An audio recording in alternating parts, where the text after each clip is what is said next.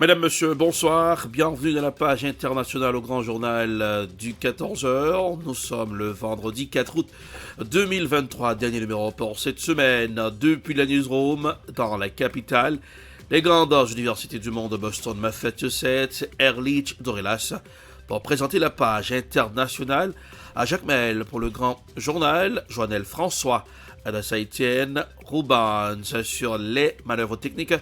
Bonsoir aux auditeurs de la radio évangélique Hosanna, joyeux vendredi. Nous irons au Niger à 3 jours de l'expiration de l'ultimatum de la CEDEAO. La médiation auprès des putschistes n'a rien donné. La junte nigérienne annonce la fin des accords de coopération de sécurité et de défense avec Paris. Le président renversé Mohamed Bazoum se dit inquiet dans le Washington Post. Voici un reportage signé TV5 Monde. Jeudi soir à Niamey, le porte-parole des putschistes lit un communiqué à la télévision. Face à l'attitude désinvolte et à la réaction de la France relativement à la situation interne qui prévaut dans notre pays, le Conseil national pour la sauvegarde de la patrie décide de dénoncer les accords de coopération dans le domaine de la sécurité et de la défense avec cet État. Ces accords concernent entre autres le statut et le stationnement des 1500 soldats français présents dans le pays dans le cadre de la lutte anti-djihadiste. Les Nigériens doivent signaler tout individu suspect d'espionnage et de collision avec les forces armées étrangères, poursuit le porte-parole de la junte, qui met en garde la CEDEAO contre toute agression ou tentative d'agression. La réponse de l'armée et des forces de sécurité nigériennes serait immédiate. Verra une riposte immédiate. L'escalade.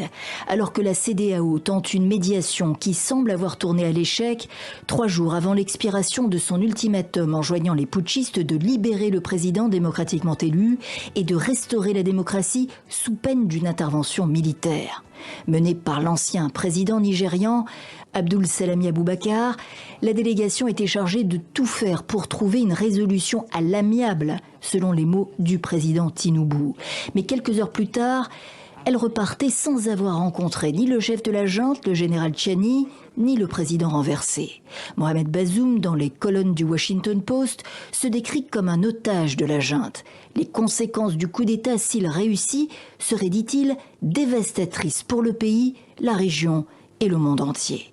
L'ambassadeur du Niger à Washington, relevé de ses fonctions par les putschistes, abonde. Si le Niger se fonde, c'est d'abord tout le Sahel qui s'effondre, qui sera déstabilisé. Et cette déstabilisation-là, il n'y aura plus aucun moyen de protéger les pays africains côtiers, les pays de la côte ouest. Et vous aurez Wagner et les djihadistes qui contrôleront l'Afrique de la côte à la Méditerranée.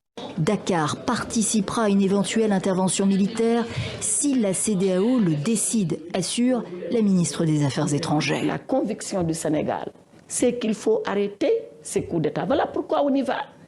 4 coups d'État en près de 2 ans en Afrique de l'Ouest, une aubaine pour les groupes terroristes djihadistes, aux dépens des Africains eux-mêmes, en demande de démocratie et de progrès.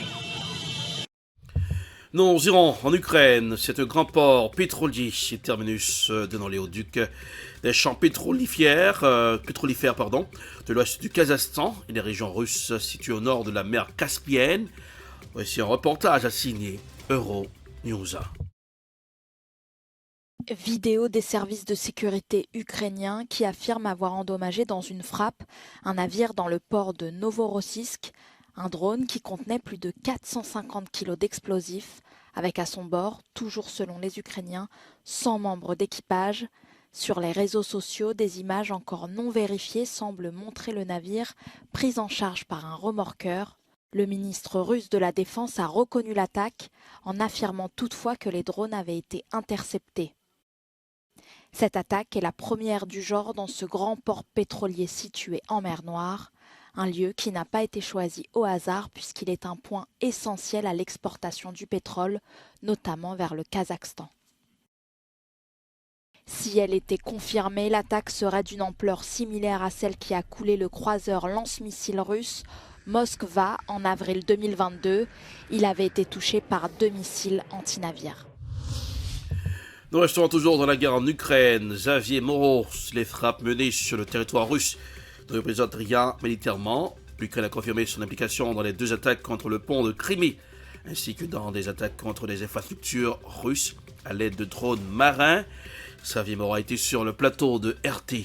Écoutons un extrait. Il faut voir que l'effort qui est demandé aux populations occidentales, notamment, mais je dirais même principalement européennes, est énorme. Les sanctions contre la Russie, le soutien à l'Ukraine coûte extrêmement cher et a des conséquences directes sur les coûts de l'énergie, donc rend les industries moins compétitives, donc les industries ferment. En France, ce sont les boulangeries et par exemple, on a vu ça en 2022 et ça va être sans doute pire cet hiver.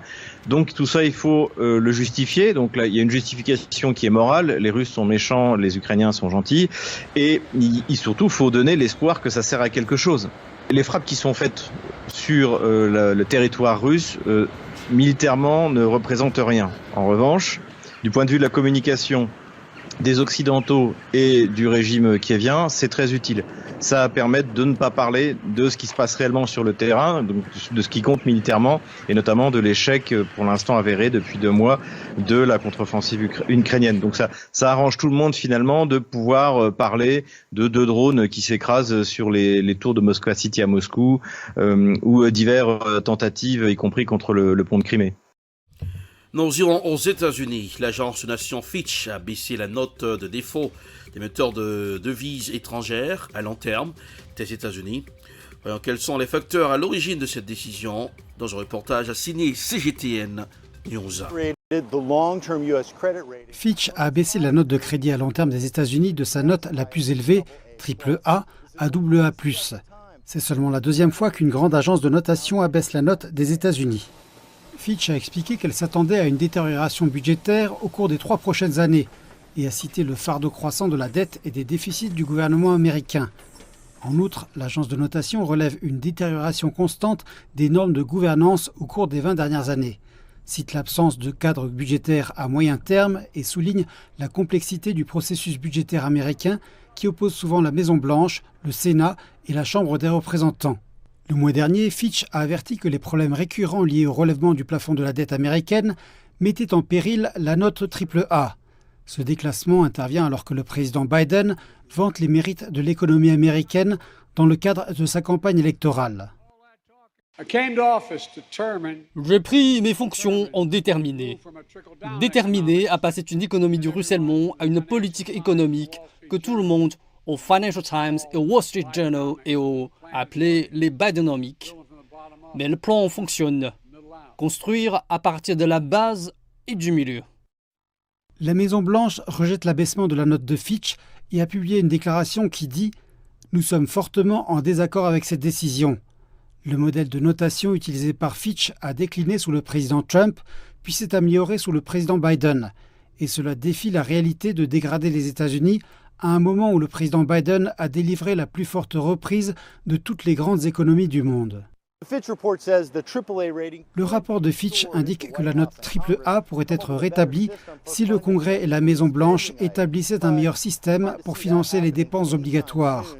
Mais il est difficile de voir cela se produire de sitôt dans un Washington politiquement divisé. Retour au Niger, les envoyés de l'organisation régionale sont repartis sans rencontrer le nouvel homme fort du pays, Mohamed Bazoum, le président déchu. Les membres de la CEDEAO sont retournés, en retour bredouille. Voici un reportage signé Africa News. Un voyage pour rien. C'est ainsi que pourrait être qualifié le déplacement effectué jeudi à Niamey par une délégation de la Communauté économique des États d'Afrique de l'Ouest. Et pour cause, elle est repartie de la capitale nigériane quelques heures après son arrivée sans avoir rencontré ni le général Abdourahmane Tiani, ni le président renversé Mohamed Bazoum. La délégation conduite par l'ancien président du Nigeria, Abdullah Sami Aboubakar, devait initialement présenter au nouvel homme fort du Niger les exigences de l'organisation régionale pour une sortie de crise dans le pays. Sous le coup d'un ultimatum de la CEDEAO qui expire dimanche, la junte au pouvoir au Niger a fait savoir jeudi qu'elle riposterait immédiatement en cas d'agression ou de tentative d'agression. Et voilà, c'est ainsi que se referme la page internationale pour ce aujourd'hui. Merci de l'avoir suivi. La production est signée Ed Prod, réalisation télé Bel Top pour le compte de la radio évangélique Hosanna 102.3 FM à Jacmel. Pour présenter la page internationale Erlich Dorelas, depuis Boston, la capitale des grandes universités du monde. Coup d'œil sur la météo pour ce vendredi. Boston, 78 degrés Fahrenheit, ça donne 26 degrés Celsius. Jacmel, 91 degrés Fahrenheit, ça donne 33 degrés Celsius. Bonsoir Jonel, bonsoir Rubens, bonsoir Adassa Etienne, bonsoir aux auditeurs de la radio évangélique Hosanna 102.3 FM à Jacmel. Passez un excellent vendredi et bon début de week-end. Bonsoir, à lundi. C'était la page internationale avec Erlich Dorelas.